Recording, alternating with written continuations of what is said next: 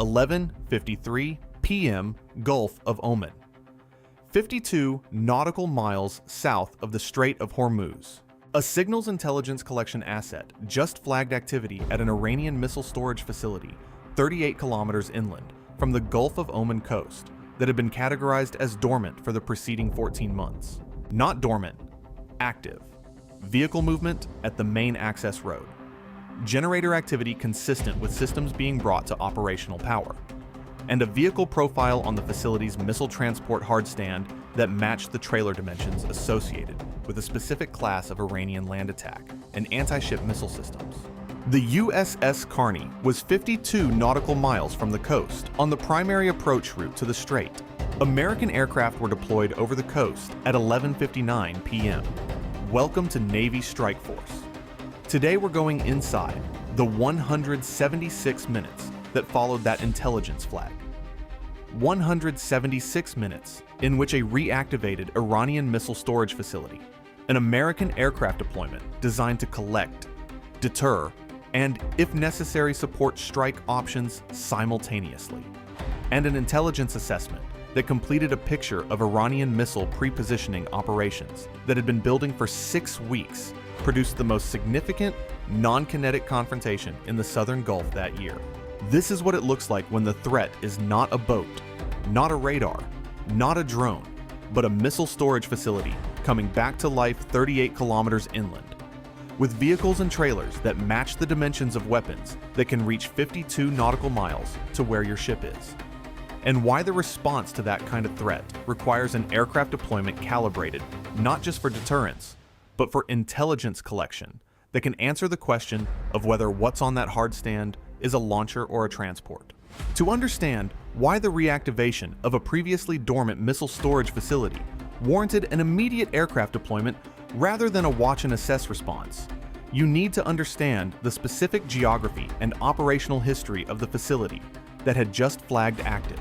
The facility in question was located in the Makran coastal region, the rugged, sparsely populated Iranian coastline that runs southeast from the Strait of Hormuz toward Pakistan.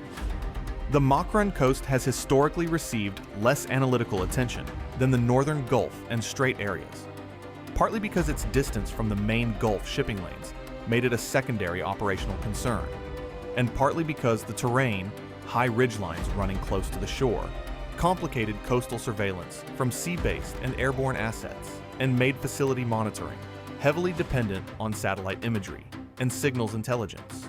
The facility had been assessed as an intermediate storage site for the Gator anti-ship missile, a domestically produced Iranian weapon with a range of over 300 kilometers and a sea-skimming terminal profile. In its most capable variant, the Gator can engage surface targets at ranges significantly beyond what shore-based radar coverage can adequately track, requiring either airborne early warning support or pre-programmed targeting data loaded at launch. The facility's 14-month dormancy period had been assessed as indicating that the operational unit responsible for it had been reassigned, or its equipment had been rotated to another depot for maintenance.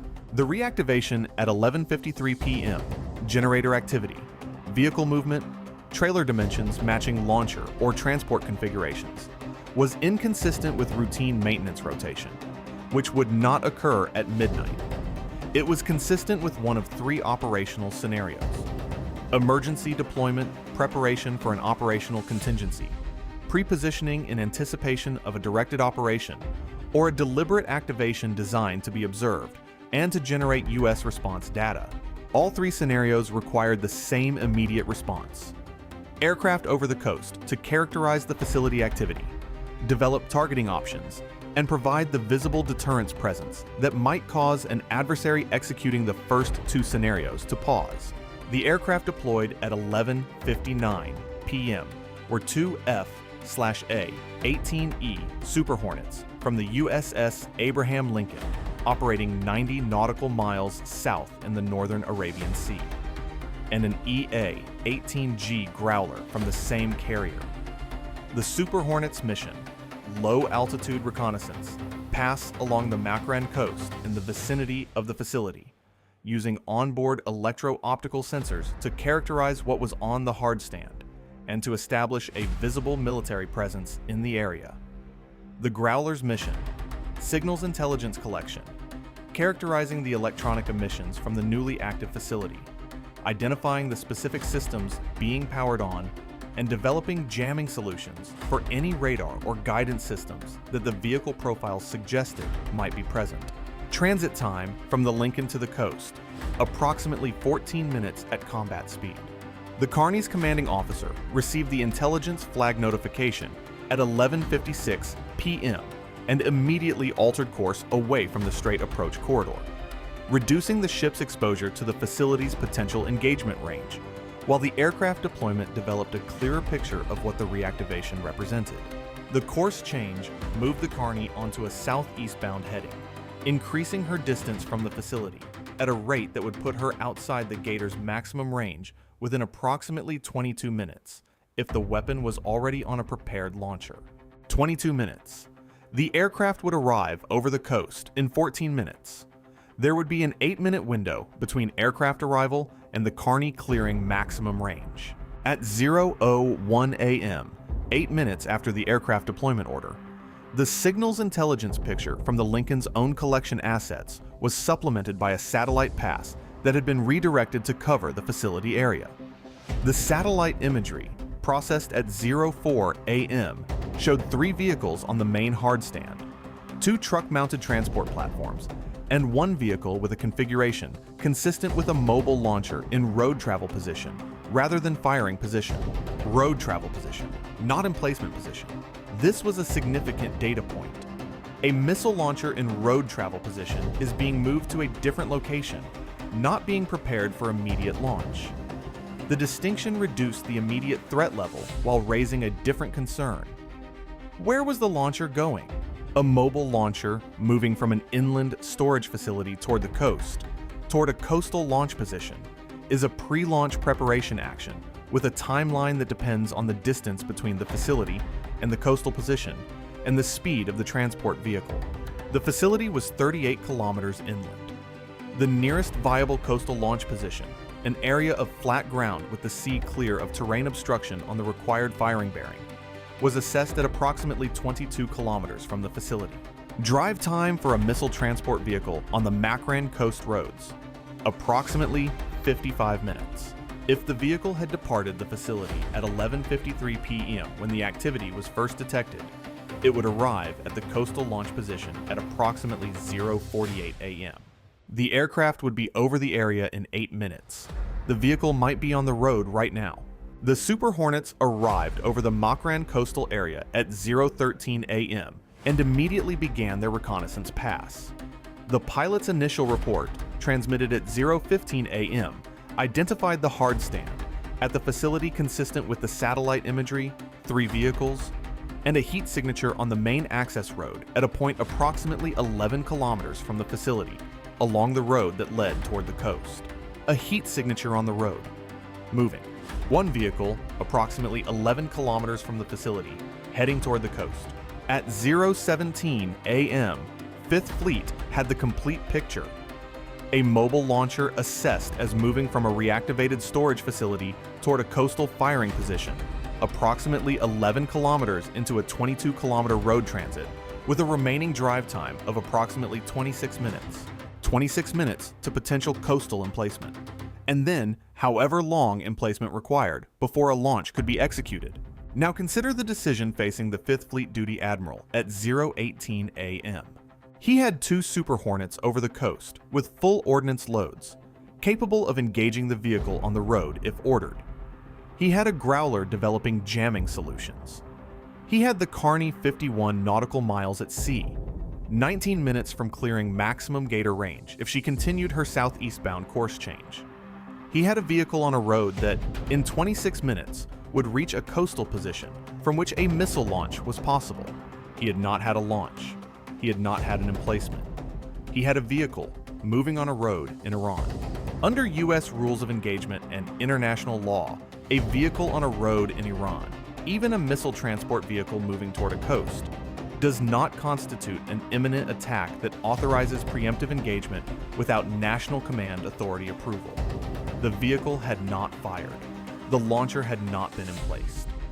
The facility reactivation was suspicious, but not legally sufficient for a strike authorization at the duty admiral's level. 3 options were on the table at 0:19 a.m. Option A: immediately request National Command Authority approval for a preemptive strike on the vehicle while it was on the road, before it reached the coastal position. Accept the political and legal consequences of striking a vehicle on Iranian territory that had not yet committed a hostile act. Option B: continue the Super Hornet presence over the coast, allow the vehicle to reach the coastal position, and request NCA approval at the point of emplacement. When the threat becomes legally clearer, but tactically more dangerous because the weapon is now at a launch-ready position. Option C: use the Super Hornet's visible presence over the vehicle's route to deter the driver from completing the transit to the coastal position, rather than engaging, using the presence of armed aircraft as a cost imposition measure that might cause the vehicle to halt or return to the facility. What would you order? Comment A, B, or C below, because 5th Fleet chose a combination that split the difference. Option C was activated immediately. The Super Hornets descended to 2,000 feet and began flying directly over the road route ahead of the vehicle, not attacking, but making the presence of armed aircraft on the vehicle's path unmistakably clear to the driver and to any command observation assets watching from the facility. Simultaneously, a flash request for NCA awareness, not approval, awareness, was transmitted to the NMCC at 0:20 a.m., ensuring that the chain of command above 5th Fleet was tracking the situation in real time and would be positioned to provide guidance within the timeline available.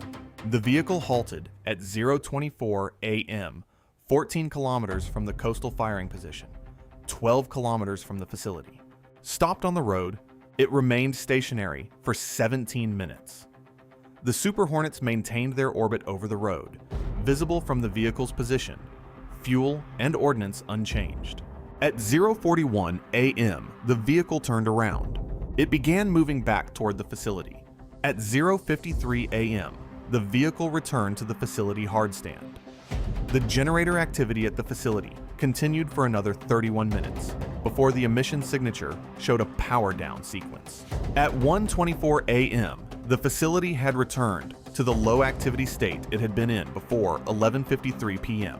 The Carney completed her course change at 1:07 a.m.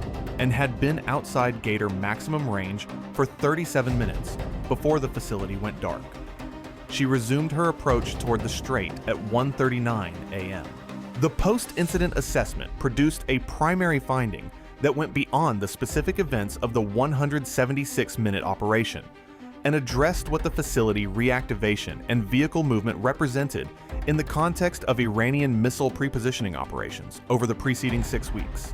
The 6-week analytical window identified 7 separate instances of activity at Iranian missile storage and staging facilities along the Gulf of Oman and Makran coasts, activity that individually had been assessed as routine logistics or maintenance operations, but that, when examined as a pattern, showed characteristics consistent with a systematic prepositioning effort.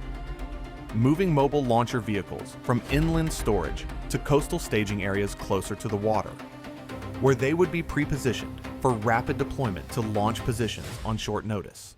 The Makran facility reactivation at 11:53 p.m. was the 8th event in the pattern.